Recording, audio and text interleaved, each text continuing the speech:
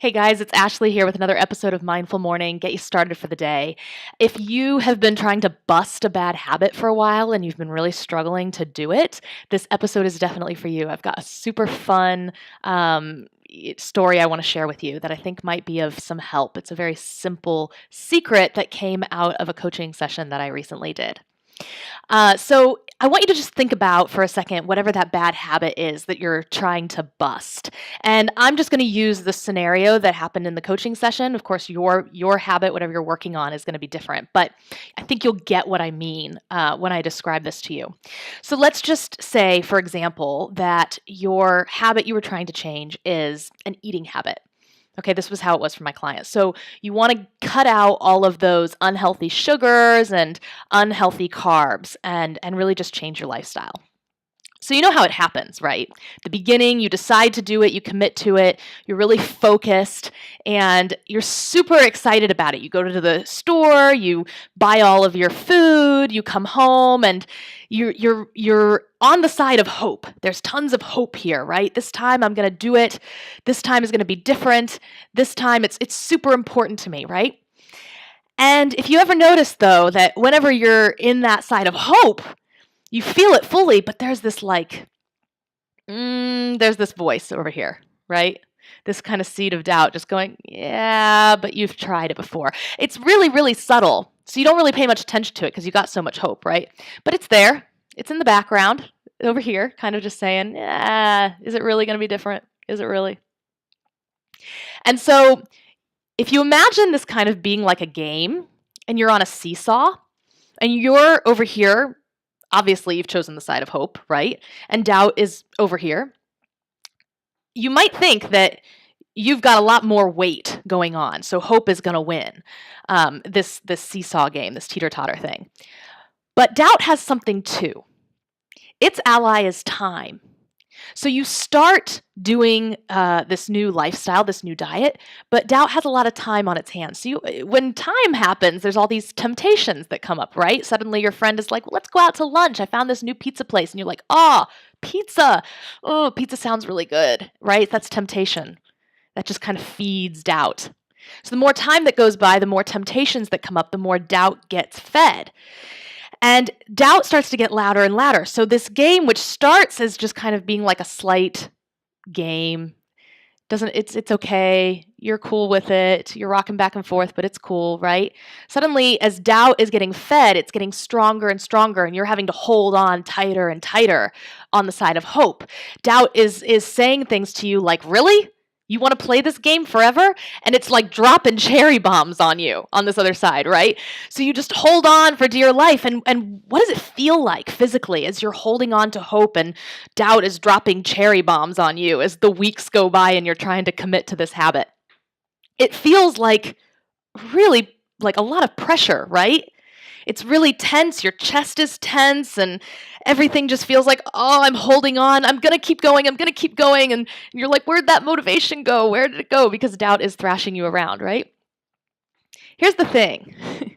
There are 3 ways to play this game. And if you look at it, this game doesn't really stop because the game is called life. Okay? So there's 3 ways to play it.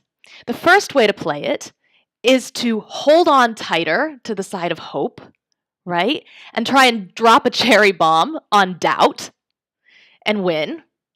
But the game goes on forever because it's life. So, of course, doubt just drops another one back and you have to hold on tighter. And what do? You kind of make yourself nauseous as this game continues. So that's one way. What's another way to play the game? Well, another way to play the game is to play it in rounds. So you play for as long as you possibly can, but then eventually you got to give up, right? Because it's just too much. It's too much pressure. You can't take it anymore. You're going to implode. So you say, okay, doubt, you win this one. And you stop. And at that moment, you really don't even care. You just dive into that bag of chips. You relax on the couch and you're so grateful to have the whole thing stop. It's just like such a relief that you don't even care that doubt won that one. And you're like, all right, fine. But what happens to that peace? It doesn't stay forever, does it? Eventually, guilt is kind of like sitting in the bleachers and it's like, hang on a second, this isn't cool. And guilt walks over here and starts talking to Hope, giving Hope a pep talk. You can do it. It was just one round. You can do it. Just get back on and do it again. You'll kick it off. And then you're like, okay. And you straddle yourself back in, hold on to hope, and you start all over again playing this game. Those are the two ways that we normally play this game. And there's a really simple secret. In fact, it's so simple that we completely overlook it. That is, we're so focused on these two roles, hope and doubt, that we forget that there's a whole nother role to be played in this game. And that role is the base. Like the actual foundation, the base that this game is played on to begin with. In fact, this game can't even happen. Life can't even happen without the base. And so we're playing the wrong role. We are that base. And when you think about it from that, if you can shift your perspective to that foundation, that solid foundation, you look at it, it's so simple. It's always there. And it's so simple, we don't even notice it because it's never even moving. It's so solid. How do we bring this into our life? You know what it feels like to be caught up in that game. You know what it feels like to hold on to hope and to be getting more exhausted and to start thinking, oh, this game can't go on forever. And you're right. Doubt is right when it says that. This game cannot go on forever. You can't go up and down on that seesaw forever. You're just going to exhaust yourself. Have to play it in rounds. Whenever you notice that that's happened, you can also have a third option here, which is to realize that you're playing the wrong role. You're the base. The base, the foundation from which this game is played, doesn't really care which is up or down at the moment, right?